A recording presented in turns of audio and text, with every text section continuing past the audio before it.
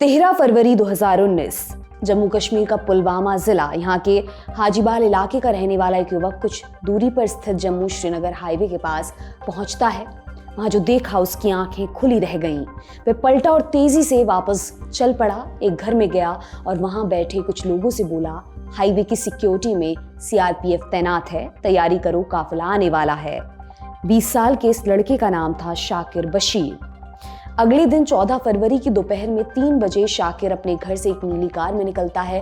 Driver के पास वाली seat पर एक और युवक बैठा था, नाम था आदिल अहमद डार। कार ने झेलम नदी के एक छोटे से पुल को पार किया। आदिल लगातार कुरान की आयतें बुदबुदा रहा था। 3:10 पर कार एक ऐसी जगह पर पहुंची जहां से जम्मू श्रीनगर हाईवे दिखने लगा था। शाकिर ने गाड़ी रोकी और दोनों आमने सामने खड़े हो गए। आदिल डार के हाथ कांप रहे थे। वो बार बार उन्हें रोकने की कोशिश कर रहा था। उसने अपने हाथ की कलाई से अपनी घड़ी उतारी और शाकिर बशीर को देते हुए बोला, ये तुम्हें हमेशा मेरी याद दिलाएगी, मुझे दुआओं में याद रखना, अल्लाह हाफिज। इसके बाद दोनों गले मिले। आदिल ड्राइवर वाली सीट पर बैठा, चाबी घुमाई, जैकेट उठाकर चेक किया कि पिस्तौल अपनी जगह पर है। इसके बाद उसने शाकिर को वहीं छोड़कर श्रीनगर हाईवे पर गाड़ी दौड़ा दी। उसी दिन कुछ घंटे पहले सुबह जम्मू से सीआरपीएफ के जवानों का काफिला श्रीनगर के लिए निकला। ये जवान काफी समय से श्रीनगर जाने को थे, लेकिन बर्फबारी के चलते हाईवे बर्फ से ढक गया था। जब बर्फ हटी तो इन सभी को एक साथ श्रीनगर रवाना किया गया। उस दिन सीआरपीएफ का काफिला बाकी दिनों के मुकाबले काफी बड़ा था। बसों, ट्रकों और बख्तरबंद वाहनों को मिलाकर कुल 78 वाहन थे। इनमें कुल सैनिक थे 2547। वैसे आतंकी खतरे को देखते हुए बख्तरबंद वाहनों से ही जवानों को कश्मीर ले जाया जाता था, लेकिन उस दिन संख्या ज्यादा थी, इसलिए बसें और अन्य वाहन भी काफिले में शामिल किए गए थे। एक बस में सीआरपीएफ के कांस्टेबल एच गुरु को अपनी पत्नी कलावती की याद आ रही थी। शादी को महज 6 महीने ही हुए थे। बस में बैठे बैठे गुरु ने मोबाइल निकाला और पत्नी को फोन लगाया। फोन उठा नहीं, पत्नी कामकाज में व्यस्त थी। गुरु की बस काफिले में 5वें नंबर पर थी। इसी बस में 32 साल के हेड कांस्टेबल सुखजिंदर सिंह भी थे। सुखजिंदर ने बस में बैठे बैठे एक वीडियो बनाया और अपनी पत्नी सरबजीत कौर को भेज दिया। सुखजिंदर साल भर पहले ही एक बेटे के पिता बने थे। कुछ दिन पहले ही पंजाब के तरनतारन में अपने बेटे से मिलकर आए थे। उसके साथ लोहड़ी मनाई थी। उन्होंने सुबह ही जम्मू से श्रीनगर के लिए निकलते समय अपने बड़े भाई से फोन पर बात की थी और कहा था, शाम को फिर कॉल करूंगा। इसी बस में उत्तर प्रदेश के रहने वाले कांस्टेबल प्रदीप कुमार भी थे। पत्नी से फोन पर बात कर रहे थे। 1 हफ्ते पहले ही वो घर से वापस लौटे थे। जम्मू से कश्मीर के लिए जाते समय घाटी की शुरुआत काजीगुंडा इलाके से होती है। काजीगुंडा के बाद से खतरे को देखते हुए सीआरपीएफ की रोड ओपनिंग पार्टी हाईवे पर मौजूद रहती है। उस दिन भी मौजूद थी। ये पार्टी इस बात की जांच करती है कि सैनिकों के वाहनों पर हमले के लिए सड़क पर कहीं बम तो नहीं लगाया गया। ये पार्टी काफिले का रास्ता साफ करती हुई चलती है। काजीगुंडा पर कुछ देर को सीआरपीएफ का काफिला रुका तो 5वें नंबर की बस में ही बैठे तेलंगाना के हवलदार वासुदेव नीचे उतरे। अचानक काफिला चल दिया। उनकी बस आगे निकल गई, वो बैठ नहीं पाए। वासुदेव को पीछे आ रही काफिले की दूसरी बस में बैठना पड़ा।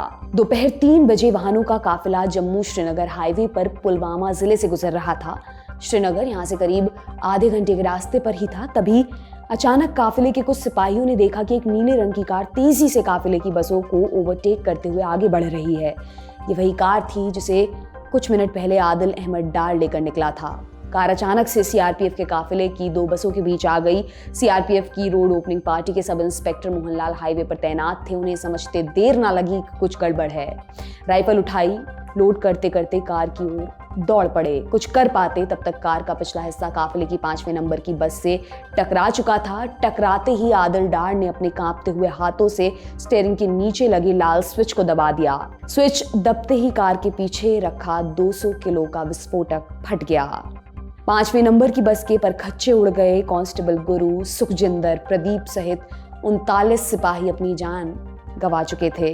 रोड ओपनिंग पार्टी के मोहनलाल भी देश के लिए अपने प्राण न्यौछावर कर चुके थे।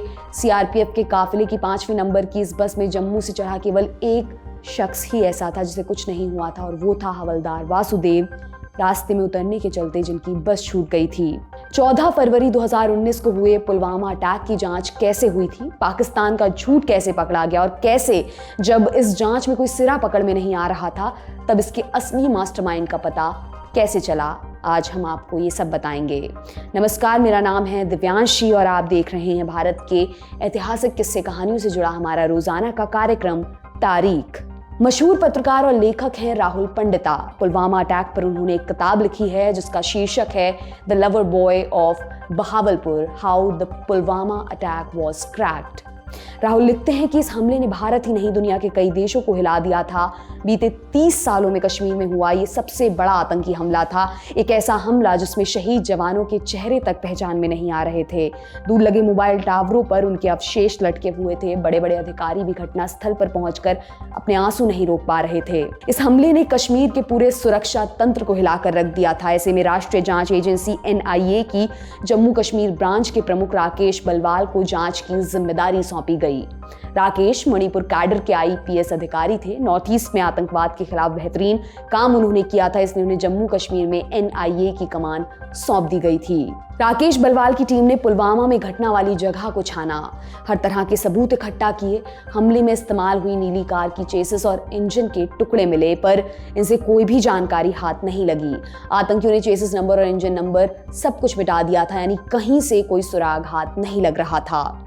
हमले के 4 दिन बाद 18 फरवरी 2019 को मारुति कंपनी से इंजीनियरों की एक टीम पुलवामा पहुंची। उन्होंने कार की क्रैंकशाफ्ट की जांच की, उसे खोला तो उसमें एक बैच नंबर मिला। उस नंबर से पता चला कि वो एक मारुति इको कार थी जो फैक्ट्री से 25 जनवरी 2011 को बनकर बाहर आई थी। उस दिन 7 इको कारें मारुति की फैक्ट्री से निकली थी, जिनमें से एक कश्मीर भेजी गई थी। डीलर के जरिए NIA के अधिकारी कार के मालिक तक पहुंचे। उसने बताया कि वो काफी पहले ही इसे बेच चुका था। जांच में आगे पता चला कि ये कार तो 6 बार बेची गई थी। अब एक एक कर कार के सभी मालिकों तक पहुंचा गया। तब पता लगा कि कार सबसे आखिर में सज्जाद भट्ट नाम के व्यक्ति ने खरीदी थी। सज्जाद के बारे में पता चला कि वो कई दिनों से घर नहीं आया है, यानी जांच के आगे का रास्ता बंद हो गया। उधर पाकिस्तान के आतंकी ग्रुप जैश-ए-मोहम्मद ने हमले की जिम्मेदारी ले ली। संगठन ने हमलावर आदिल अहमद डार का एक वीडियो भी जारी किया। इस दावे को लेकर भारत में कई अधिकारियों का मानना था कि हमला किसी पाकिस्तानी आतंकी ने किया है और इसका इल्जाम एक कश्मीरी पर लगाया जा रहा है। उनका मानना था कि आतंकी ऐसा इसलिए कर रहे हैं कि दुनिया में मैसेज जाए कि कश्मीरी भारत से परेशान हैं। यानी अब NIA को यह भी पता लगाना था कि इको कार क्या वाकई आदिल अहमद डार ही चला रहा था या फिर कोई और। लेकिन NIA को कोई सुराग नहीं मिल रहा था जिससे आगे बढ़ा जा सके। ऐसे में राकेश बलवाल ने एक रोज दिल्ली में NIA के मुख्यालय फोन किया और कहा कि हमले के आसपास की जगह पर छानबीन का दायरा बढ़ाना होगा।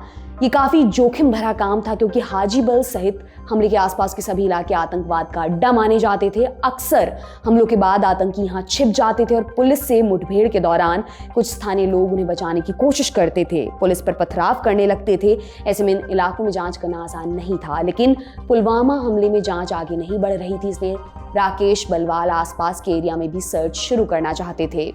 20 फरवरी को दिल्ली से इसकी इजाजत मिल गई। 400 जवानों को लेकर राकेश ने घटना वाली जगह पर सर्च शुरू किया।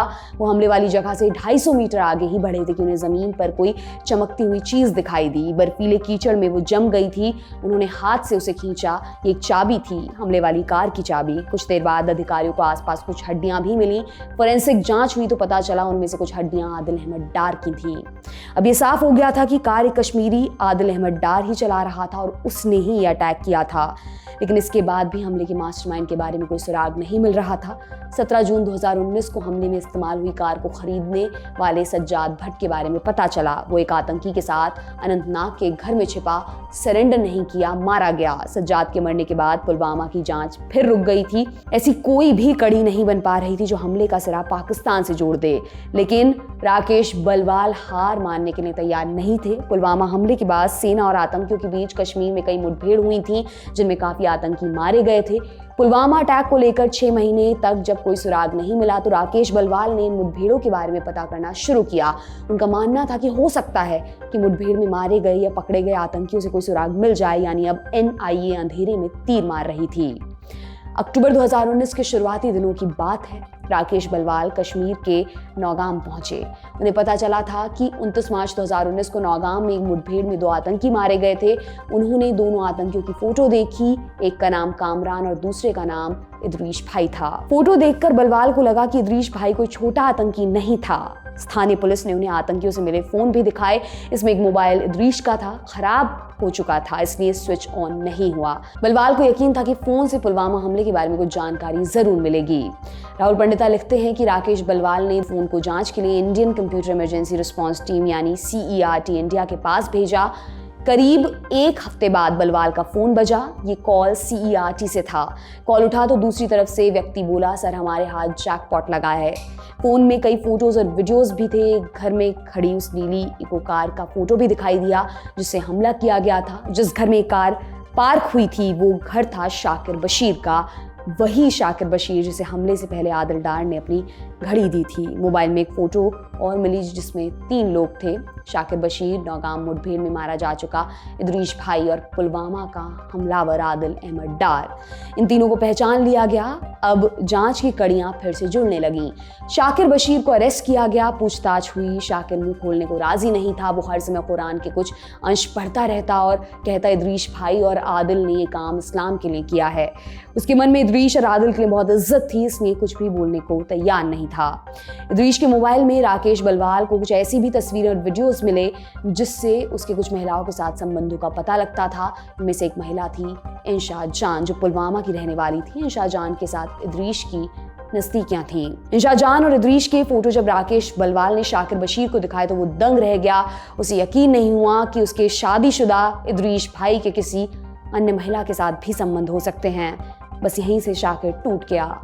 अगले दिन राकेश बलवाल से वो बोला, आपको कुछ बताना है। इसके बाद उसने जो खुलासे किए NIA के अधिकारी भी वो सुनकर दंग रह गए। शाकिर बोला, इदरीश भाई असल में उमर फारूक था और वो जैश मोहम्मद के सरगना मसूद अजहर का सगा भतीजा था। वो 1999 में भारतीय विमान को हाईजैक करने वाले आतंकियों में से एक का बेटा था। उमर की कई साल अफगानिस्तान में ट्रेनिंग हुई थी। उसके बाद मसूद ने उसे कश्मीर भेजा था। शाकिर आगे बोला, पुलवामा अटैक की पूरी योजना उमर फारूक ने ही बनाई थी। वो बम बनाने का भी एक्सपर्ट था। उमर ने ही आदिल अहमद डार को जिहाद के नाम पर भड़काया था और हमले के लिए तैयार किया था। चलते चलते इस पूरे मामले के एक और अहम पहलू के बारे में भी जान लीजिए। NIA से जुड़े अधिकारियों के मुताबिक पुलवामा हमले के बाद पाकिस्तान में बैठे मसूद अजहर के भाई रौफ असगर ने अपने भतीजे उमर फारूक से कहा था कि वो अपना फ़ोन तोड़कर किसी झील में फेंक दे, लेकिन उमर ने इंशा जान और अन्य लड़कियों की फ़ोटो और वीडियो के लालच में अपना फ़ोन नहीं तोड़ा। उसने दूसरा फ़ोन तोड़ा और उसकी फ़ोटो असगर के पास भेज दी। यानी अगर अपने चाचा रौफ असगर के कहने पर उमर ने फ़ोन तोड़ दिया होता तो ये फ़ोन NIA के राकेश बलवाल के हाथ नहीं आता और शायद फिर ये प्रूफ नहीं मिल पाता कि पुलवामा अटैक से मसूद अजहर का सीधा कनेक्शन है, वो कनेक्शन जिसे पाकिस्तान की सरकार लगातार झुटला रही थी। आज की तारीख में इतना ही। ये एपिसोड आपके लिए लेकर आए हैं हमारे साथी अभय। देखते रहिए द लल्लन टॉप। शुक्रिया।